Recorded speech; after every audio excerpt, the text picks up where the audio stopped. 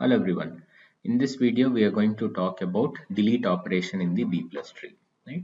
So now delete operation is slightly more complicated than the insert operation. So watch closely. So when we have to delete a key, so first you'll have to find the key that you want to delete. And as I said before, all the keys in a B plus tree, they must appear at the leaf node, right? So you will search for the key that you want to delete in the tree, and then you reach all the way up to the leaf node, and then from there you delete, right? So now when you delete that node, what may happen is that you may cause an underflow.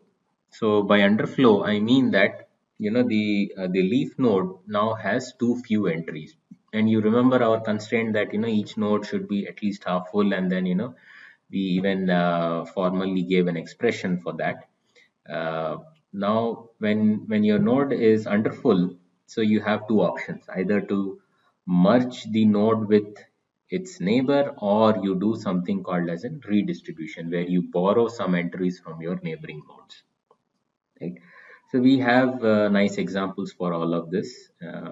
Let's get started. Okay, so this is our sample B plus tree. Okay, the order of this tree is 4, so that means a node, internal node, can have maximum 4 pointers, right? And okay, so from this tree we'll start deleting things, and then see how the tree changes. Okay, so first we delete 38. So when you delete this 38, right, this will be an underflow, right? So you can if you want, you can go and verify this with the formula that we gave earlier in the earlier slides. Where is that? Yeah, so you can check this with this part, that now they must have k greater than p minus 1 by 2 values, right? So you should check with this, but now you can take it for now that this is going to be an underflow. Okay, so now given that we reach the underflow stage. Oh yeah, I did skip a step. I hope you already got that. When I say delete the 38, you have to first search for 38, starting from the root, and then when you search that, you will reach here. I hope you already got that. Yeah, so once you reach this 38, you delete it, right? And then, as I said before, this becomes an underflow. Okay, so now you have two options. As I said, either you merge with your sibling, you merge this guy with its sibling, or you do redistribution, right? So here we will do merging, because if you do redistribution and you pull something from here, then this guy will be underflow, right? So we will do merging, right? And even I think in the algorithm, yeah, even in their algorithm, first we try to merge, and if merging cannot happen, then redistribution is done. Okay, so we merge this with this, right? So 33 goes here, and then you have to delete this node as well, and then obviously this pointer also goes out, right? And then this guy also goes out, right? So these three things get deleted. Now what has happened is, so this is an example of deleting delete propagation going upwards, right? So you shifted this, and then you deleted this, and then you deleted this, right? So, and after you did these two deletes, now this pointer is hanging on its own, right? And now again you have to see whether by definition, now this is also an underflow, right? So the number of pointers in an internal node, as I said, they should also be half full. Now it's just one pointer, certainly not half full, right? Okay, so now we'll try to as always, we'll try to merge this guy with this guy. It's not possible. This node is already full, right? So when this is already full, what you do is that you have to do redistribution, right? This is what the slide is, that I cannot merge this pointer over here, right? So we will do redistribution, right? So when you do redistribution, what will happen is that 16 goes out here, 22 comes down along with these two pointers, right? And 16 gets replaced at the root level, right? So another way to think about them is you don't pull from the left. It's an analogous way of thinking. I'm just telling you, you don't pull from the left, because if you directly just pull like this, then the tree which is above it is going to get disturbed, right? So the way the pulling is happening is that you sort of, in a way, you're pulling from top, and key value from here is going to the root, right? So this is how the pull operation is happening. Instead of a pull from left to right, the pull is happening from top to bottom, and then from here to top, right? So this kind of a V shape of movement is happening here. So that is something that you should remember. Okay, so this will be the final tree after you deleted 38, right? So you can see that one delete operation does also cascade into uh, further deletes. Okay, let's see another example.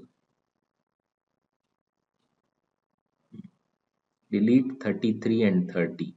So first you will search and search for 33. You found it here, delete it, no problem, no underflow. Now when you delete 30, now this is an underflow operation, right? So as I said before, you first always try to see if this node can be sort of merged with the sibling.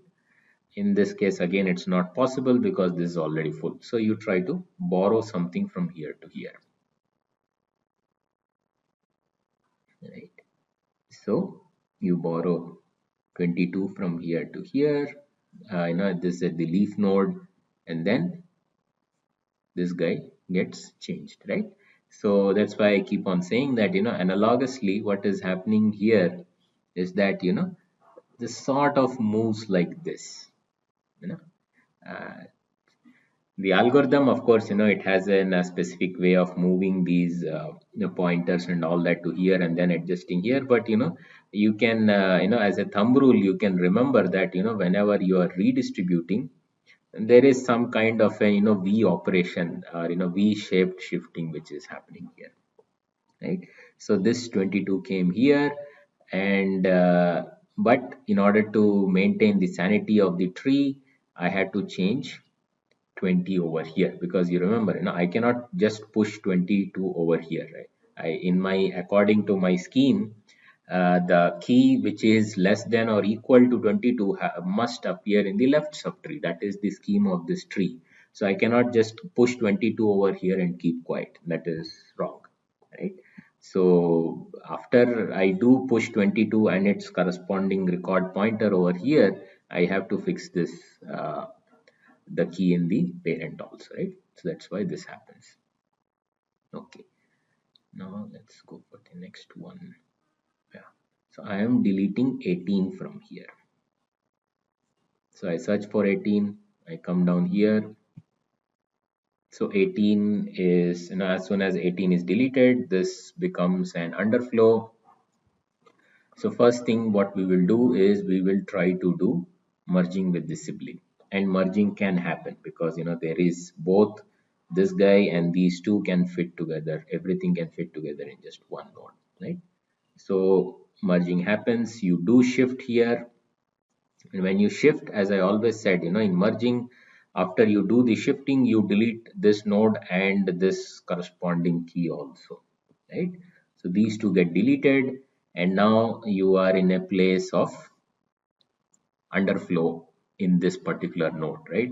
So because this pointer is just hanging by itself. Okay, now what do we do? Do we do merging or do we do redistribution? We will do merging because there is space over here. And when you are doing this merging, you will sort of bring the 16 down and do the merging of the pointers, right? And then again you delete the root, delete the node over here, right? So this is how your final tree will look like, right? So one thing to just be careful when you are doing delete operations in the B plus tree. It is easy to get wrong results, right? So I do recommend that you use the pseudocode given in the textbook, right? So this is the pseudocode of the delete operation in your Corth text, right? So this is the pseudocode in your Corth textbook. Please do follow it. They do have the constraint that equality is on the right side, so just maybe one or two statements will change, but otherwise this is a very well written delete pseudocode over here. Okay, please do follow that, and then sort of verify why these things are happening the way they are happening. Okay, few more small things before we wrap up this. So B plus trees can store basically any key values among which you can define and total ordering. So in the examples which we have seen so far, we just used integers, but in reality you can store strings in a B plus tree, or basically any keys among which you can mathematically define an total ordering. Now, few things, when you're actually storing strings in a B plus tree, your at your internal nodes, you may even try to do something called as an prefix compression, right? So for example, if you have a lot of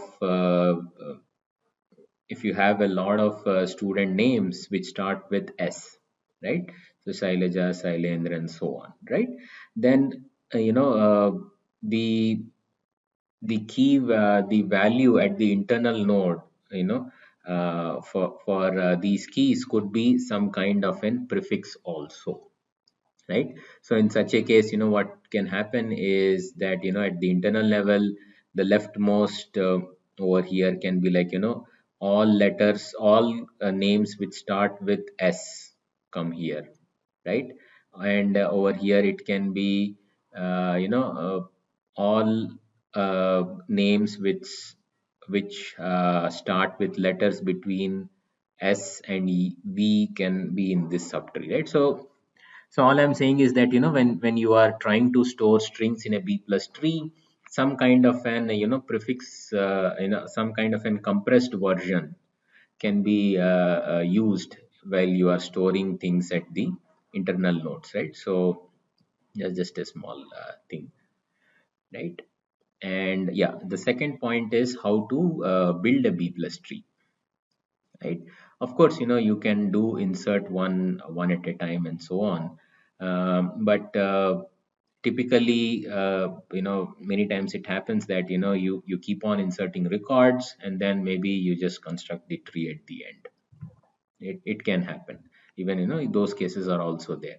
So in such cases, when your file is already there with you, and then instead of doing record by record insertion into the B plus tree, you can do something called as the bulk loading. So in the bulk loading, what we do is that first we take all the keys which needs to be inserted. So key and the record pointers, those tuples are taken, and then what we do is that we just sort all of them, and either we insert the keys in that sorted order, or even better thing is that the after you do this sorting, you construct the leaf level first, right? Because once that let's say if you are constructing a B plus tree on student ID, all the student IDs which will be there in the B plus tree. This is a dense index. All the student IDs will appear in the B plus tree at the leaf level, right? So you just take all the student IDs and the corresponding record pointers and just go ahead and construct this leaf level of the B plus tree, right? You can actually do it. So once you are done with this, then you keep constructing the upper levels above it, right? So for example, if you first constructed this, you will take values from here and then push it onto a node above, right? So you can do this kind of an bottom up uh, insert operation or bottom up construction of the B plus tree, right? So that will be much more faster, right? So this concept is called as the bulk loading of entries into an B plus tree. Okay. Okay, next thing, yeah, this is an important concept. How do we build a B plus tree on a non-unique attribute of the file? Let's say you have the employee table, you have a file corresponding to the employee table, and then you want to construct the B plus tree on the department number in the employee table, right? So now, as you can guess, the department number will have duplicates. Now, how do you construct that? Again, there are multiple ways of doing it, but the one which I will recommend you is that you construct the B plus tree out of the unique values of the uh, attribute that appear in your file. So let's say if you are constructing on the department number in the employee table, then you take all the unique values of the department number that appear in your file, and then you construct a B plus tree. So let's say this is that B plus tree. Okay, so you have maybe department number 2, 5, 8, 10, 15, 16, 20, 22, and 29. Let's say that these are your department numbers which appear in your employee table, right? So I constructed a B plus tree out of this. Now what we have to do, what we need to take care of is that this department number will appear at several places in your file. So what I would suggest is that instead of storing all the record pointers here, so at the leaf level, when you have this key value of department number equal to 5, you store a pointer to a disk location, to, let's say that there are few other disk blocks somewhere else, right? So you store a pointer to those disk blocks, and what would those disk blocks contain? There you would store all the record addresses where department number 5 is stored, right? Okay, let's take another example, right? Let's say that you want to get all the records where department number is 15, right? So you search for 15 in this B plus tree, and then the pointer over here will take you to a location, maybe a disk block or a couple of disk blocks, and in those disk blocks you are actually storing the record pointers of all the tuples where department number 15 is stored, right? So then over here we are essentially storing a pointer to a pointer kind of a thing, right? So I'm pointing it to a memory location, and at that memory location I have the list of all the record addresses where this 15 department number appears, right? Okay. Okay, so now make sure you remember this, because there are multiple ways of constructing a B plus tree on a non-unique attribute, and in this course we are going to follow this strategy where when we are constructing B plus tree on a non-unique attribute, uh, we will put only the unique values in the B plus tree, and at the leaf level we will store address of maybe some other disk blocks, and in that disk block we'll actually store all the all the addresses of the tuples where this unique value is appearing. Okay, so hope you got that. If you have any doubts, let me know. Okay, I think we covered all of this. Yeah, so I think this is where we were. Okay, this is what I was saying, right? Store only the unique values in the tree, and at the leaf level store a pointer to block or blocks which contain the list of the record addresses which contain that unique value. Okay. Okay, so in literature, there's something else called as a B tree, right? So in B, there's a slight difference between B tree and B plus tree. So in B tree, pointers to data records can exist at all the levels, right? So in whereas in B plus tree, your only the leaf node contained the pointer to the actual data record, right? So theoretically this is also interesting, but so far I have seen B plus tree being used much more. In fact, even in cases where they say that they are implementing B tree, they are actually implementing B plus tree only.